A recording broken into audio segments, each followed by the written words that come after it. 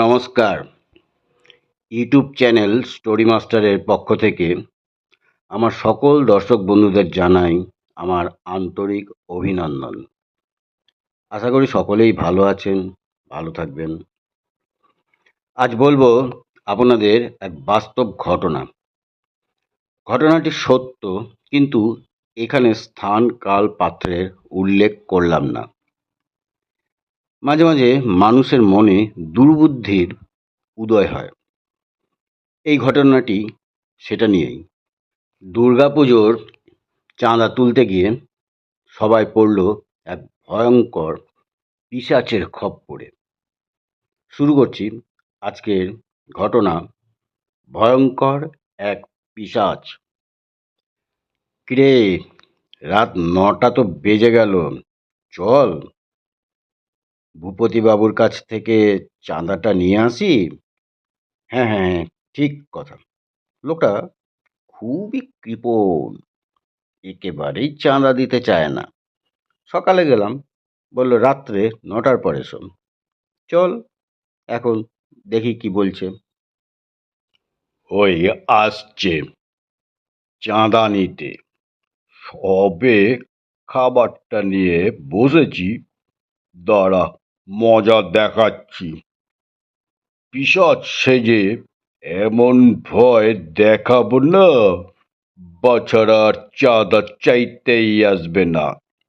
আগে গোটা বাড়িটাকে অন্ধকার করে দিই, না হলে তো ঠিক ভয় পাবে না।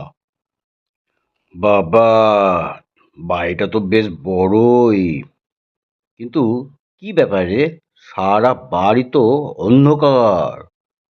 কাকু, ও কাকু, আমরা পাড়ার দুর্গাপুজোর চাঁদা নিতে এসেছি। যা বাবা, কেউই তো সাড়া দিচ্ছে না। বাড়িতে কেউ নেই মনে হচ্ছে। একটু দরজাটা ঠেলে দেখ তো। আরে, দরজা তো খোলা। চল একটু ভেতরে যাই। ওরে বাবা, ওটা কি? ওই দেখ, আমাদেরকে ওই দেখ কি সব বলছে আবার। ওরে বাবা রে! আয় আয়, এদিকে আয়। চাঁদা নিবি না চাঁদা? আয় কাছে আয়, ভিতরে আয়। চাঁদা দিব, বেশি বেশি করে চাঁদা। আয় আয়, ভিতরে আয়। আরে আরে আরে, পালাচ্ছিস কেন? পালাস না, আয়।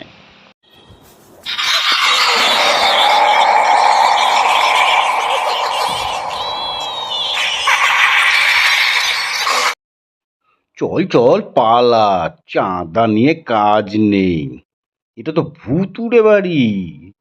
ওই মূর্তিটা কি পিশাচ হতে পারে? এখন চল পূজা মণ্ডপে যাই, জোর বেঁচে গেছি। বুঝলি, লোকটা মনে হয় পিশাচ সিদ্ধ। হ্যাঁ, তা হতে পারে।